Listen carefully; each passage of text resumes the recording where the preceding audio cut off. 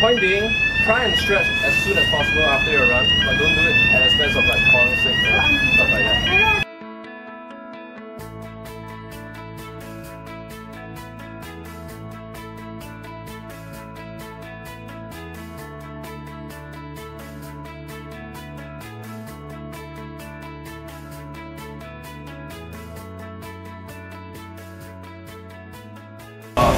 Stress of other people to hire food for you, lose a lot of stress for yourself as well. So like pasta, all you need to do is like put salt, boiling water, your pasta. There's ready-made like tomato sauce and white cream sauce available in the supermarket. Get that, put it in the microwave, warm it up. Yeah, all you need to do is cook chicken and eat like salad like usual. It's really easy. It's a lot easier than like before I went to Oregon, I cooked 0% of my own meal. I did not cook a single meal because it's so cheap to eat out in Singapore. You can get stuff for like $3 outside here in Singapore. In Oregon, you have to go out, it's like at least 7 or 8 freaking American bucks, which is like $10 in Singapore. If you want to go out and eat lunch, it's like basically $10. And you have to leave a tip because in Singapore, we don't eat tip. In America, it's custom to eat like 20% of the tip. So I was like, oh shit, if I'm here every day eating out, I'm gonna be broke in a matter of months or weeks. So yeah, I go to the supermarket, I get this like 10 pieces of chicken for like $8 or $9. It lasts me for half a week or a whole week. So yeah, that's how I got into food. It's definitely made me a better runner. I will not underestimate the power of like managing your own diets. I believe that as a runner, part of training rather than food. And one of the reasons you're not putting in the rest of them. Why do you get training is just one part of it. You don't get a human compensation to improve your national and you might get hurt. A lot of runners.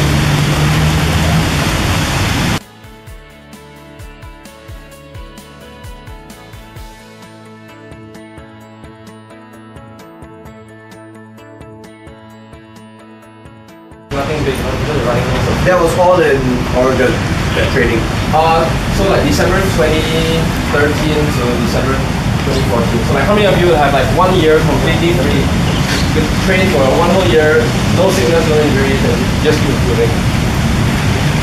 Yeah, that's what I thought. Like that was the reason why I ran fast in the marathon.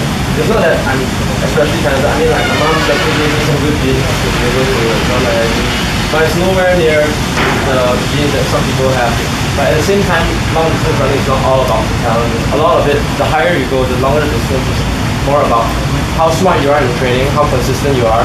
Because the longer you can stay injury free, the longer you can keep training and improving. And for example, last year, yeah, I'm not that I want to single out any runner, but last year at this time, Mark was a far better runner than I was. Like he had run 67 minutes and 52 seconds for the half. I was 70 minutes and 28 seconds. And fast forward a year, I have a faster marathon time than he has run, and like I would never have expected that to happen if you asked me at this time last year.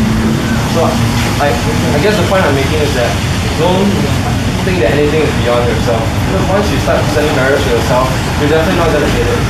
Like I knew that Mark was a good runner, I knew that 2:26 is a good time, but I also knew that if I train hard, I have a chance of doing it. I need to run well, obviously on race day, but if the training goes well, that's half the battle won.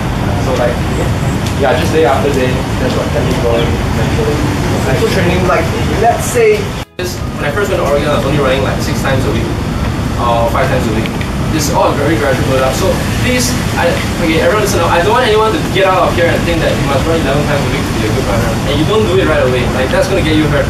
And I don't want to be the reason why you guys get hurt. So like, be very careful with that. So 14 months ago, I was running about 5 times a week. And it took a very, very long build up. Like from December last year to July this year, before I started running like twice a day, every day. Your body needs time to adapt.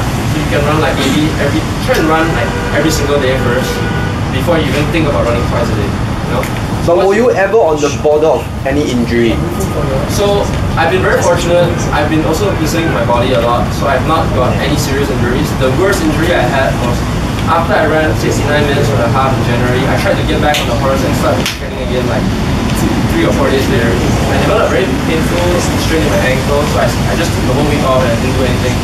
And I put ice on it, and when I came back, it was completely fine. So yeah. But then it's like a lot of athletes, right? Runners are the only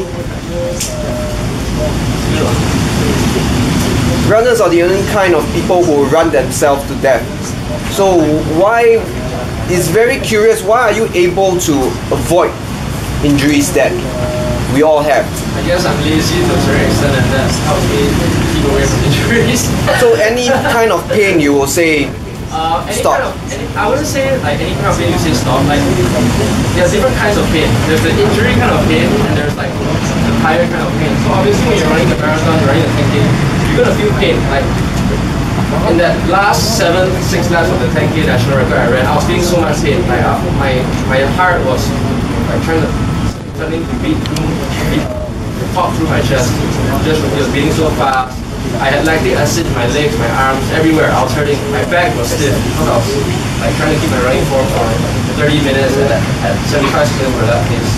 And I was trying to break a record that has stood for 41 years. So like whenever you're trying to do something hard, you're definitely not going to find it easy. So the point I'm trying to make is that there are very different kinds of pain. There's the pain that you feel when you're racing and you're trying to beat someone, and the injury kind of pain. And the injury kind of pain. So like if I'm, like today, let's say my training schedule, I'm supposed to go out and run for 1 hour. Let's say I go out and I run 20 minutes and my knee is hurting. Like you gotta assess: is it worth it to just run for another 40 minutes and risk getting hurt, or do you wanna like go back, ice it, and come back stronger? Okay, so the last question for you is my philosophy is when in doubt, take a day off because that will save you a week. If you need to take a week off, that will save you a month.